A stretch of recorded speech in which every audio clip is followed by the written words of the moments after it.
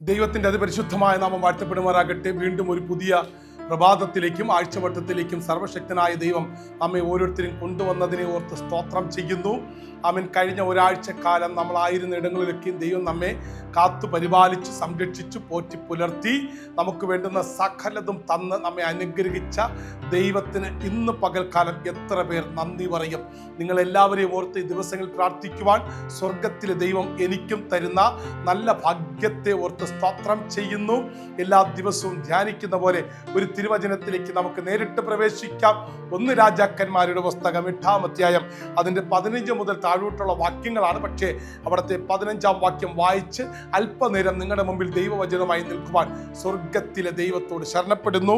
വാക്യം ഇതാണ്: എന്തെന്നാൽ എൻ്റെ അപ്പനായ ദാവീദിനോട് തിരുവായി കൊണ്ട് അരുളി ചെയ്തത് തൃക്കൈ കൊണ്ട് നിവർത്തിച്ചിരിക്കുന്ന ഇസ്രായേലിന്റെ ദൈവമായ യഹോവ വാഴ്ത്തപ്പെട്ടവൻ. ഹല്ലേലൂയ. വളരെ ശക്തമായ ഒരു പദമാണ്. വളരെ വ്യക്തമായും വാഗ്ദത്തത്തോടു കൂടി ഇവിടെ ഇതാ കാണിച്ചിരിക്കുന്നത്.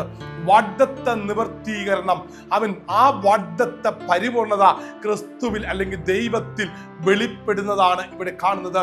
ദാവീദിനെ കൊണ്ട് ദൈവം ചെയ്യിപ്പിക്കാനിരുന്ന ആ ദൈവാലയത്തിന്റെ പണി തൻ്റെ മകനായ ശലോമോനിലൂടെ ദൈവം ചെയ്തെടുക്കുവാൻ ആഗ്രഹം പ്രകടിപ്പിച്ചു. എന്തെന്നാൽ എൻ്റെ അപ്പനായ ദാവീദിനോട്, കണ്ടോ, തിരുവായി കൊണ്ട്, എന്തു വെച്ചാൽ ദൈവത്തിന്റെ വാ കൊണ്ട് പ്രസ്താവിച്ചത്.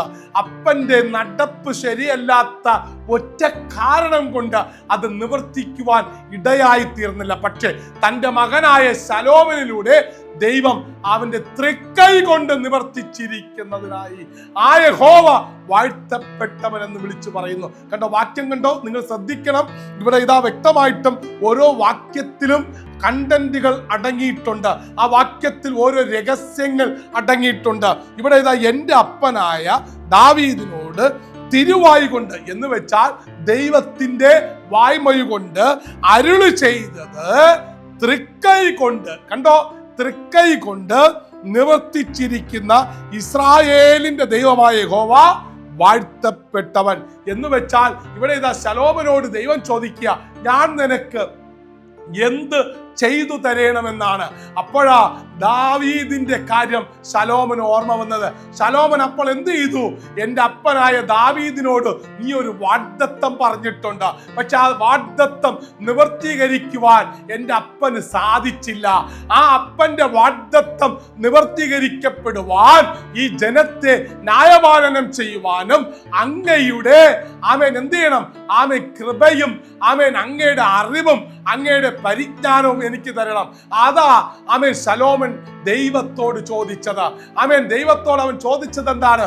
നിന്റെ ആ വിസ്ഡം, നിന്റെ നോളജ്, നിന്റെ മേഴ്സി അതെനിക്ക് ലഭിക്കണം. ദൈവത്തിന്റെ അറിവ്, ദൈവത്തിന്റെ പരിജ്ഞാനം ഈ ജനത്തെ ന്യായപാലനം ചെയ്യേണ്ടതിന് അങ്ങയുടെ ജ്ഞാനവും വിവേകവും എനിക്ക് തരുമാറാകണമേ.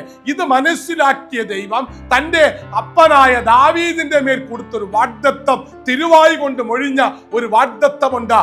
യെരൂശലേം ദേവാലയത്തിന്റെ പണി ദാവീദിനോട് ഞാൻ ചെയ്യുമെന്ന്. പക്ഷേ നടപ്പ് ശരിയല്ലാത്ത ഒറ്റ കാരണം കൊണ്ട് തൻ്റെ മകനായ ശലോമോനിലൂടെ ദൈവം തൃക്കൈ കൊണ്ട് നിവർത്തിച്ചിരിക്കുന്നു. അതുകൊണ്ട് വിളിച്ചു പറയുക, ആ യഹോവയായ ദൈവം വാഴ്ത്തപ്പെട്ടവൻ. ഈ ദിവസങ്ങളിൽ വാഗ്ദത്തം കേട്ടിട്ടും അപ്പനിലൂടെ അമ്മയിലൂടെ കേട്ടിട്ടും അത് നടപ്പിലായില്ലെന്ന് പറഞ്ഞ് വ്യസനിക്കുന്ന തലമുറകളുണ്ടോ? നിന്നിലൂടെ ദൈവം അത് നിവർത്തിക്കാൻ പോവുകയാണ്. ഈ ദിവസങ്ങളിൽ അത് നിവർത്തിക്കുമെന്ന് ഞാൻ ആത്മാവിൽ പ്രവചിച്ചു പറയുകയാണ്. എവിടെയാണോ നീ തടസ്സം നേരിടുന്നത്, എവിടെയാണോ പ്രതിസന്ധി നേരിടുന്നത്, എവിടെയാണോ പണി നടക്കാതിരിക്കുന്നത്, എവിടെയാണോ മുടക്കങ്ങൾ സംഭവിച്ചിരിക്കുന്നത്, അവിടെ തന്നെയായിരിക്കും ഈ ആഴ്ചയുടെ ആരംഭ ദിവസത്തിൽ ഞാൻ പറയുന്നു, ദൈവത്തിന്റെ നിവർത്തീകരണം നിന്നിലൂടെ ചെയ്തെടുക്കുവാൻ ദൈവം ആഗ്രഹിക്കുന്നു.